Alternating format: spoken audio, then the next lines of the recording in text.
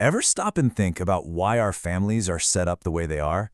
It turns out there's this hidden blueprint, a kind of unwritten rulebook that governs everything, from who we marry, to where we live, to who we even count as family.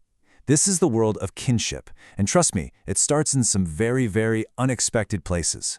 And we're going to kick things off with a custom that is, well, it's pretty out there. So, what do you think it is? The world's strangest pregnancy custom?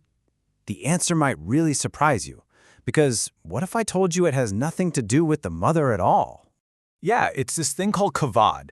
In some cultures, when a wife is pregnant, the husband, well, he basically has to act like he is too. Get this, he's expected to live like an invalid, he stops doing any hard physical labor, he goes on a special sick diet, and he follows all the same taboos as his wife. I mean, he is literally mirroring her entire experience. But why? Right? Why on earth would a husband pretend to be pregnant?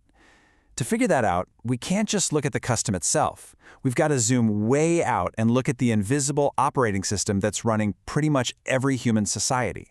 And that system, it's called kinship, and it's basically the rule book for family life.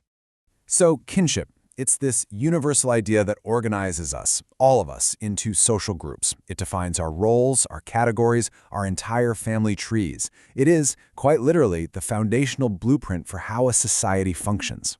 And just to give you a sense of how big a deal this is, listen to what the anthropologist Robin Fox said. Kinship is to anthropology what logic is to philosophy, or the nude is to art. It is the basic discipline of the subject.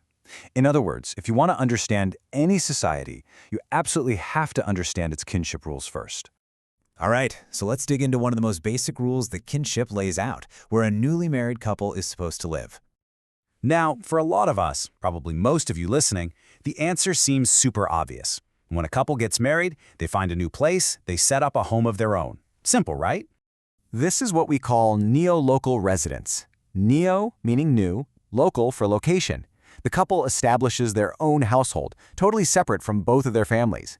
And this is super common in industrialized societies, where couples can actually afford to be financially independent.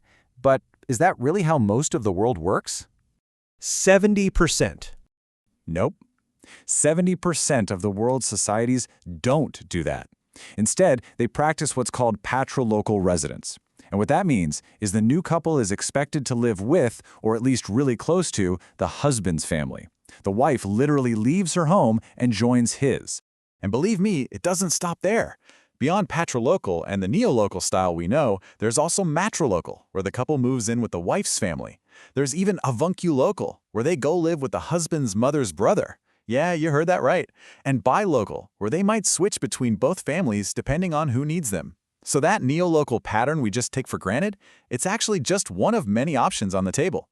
Okay, but kinship isn't just about your address. Its rules go even deeper. It actually gets way more fundamental than that. It decides who you're even related to. It draws the actual lines on your family tree. This is called the rule of descent. So in a patrilineal system, your family line is traced only through the men, from your father to his father to his father, and so on. But in a matrilineal system, the official lineage runs through the female line, from your mother to her mother to her mother.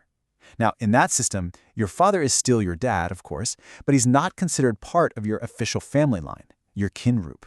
Wild, right?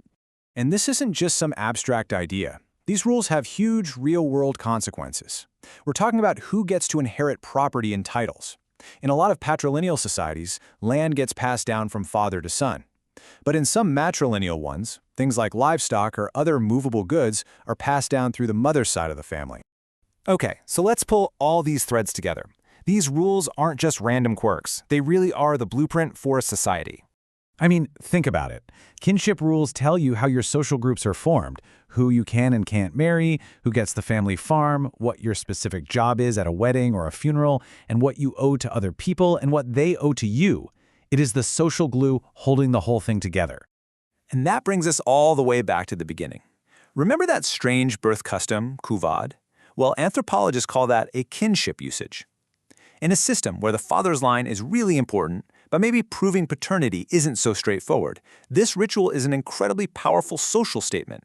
It's a way to publicly and symbolically say, hey, I'm the father, and to lock in his connection and responsibility to that child inside this whole complex system. And that really gets to the core of it all. As the anthropologist Jay Beatty put it, kinship is not a set of genealogical relationships, it is a set of social relationships. It's not just about blood, it's about the social contract, the rules, rights, and obligations we all agree on to make society work. Which kind of leaves us with one last question to chew on. Once you start looking for these rules, you see them everywhere. So, take a look around. What are the unwritten kinship rules shaping your life?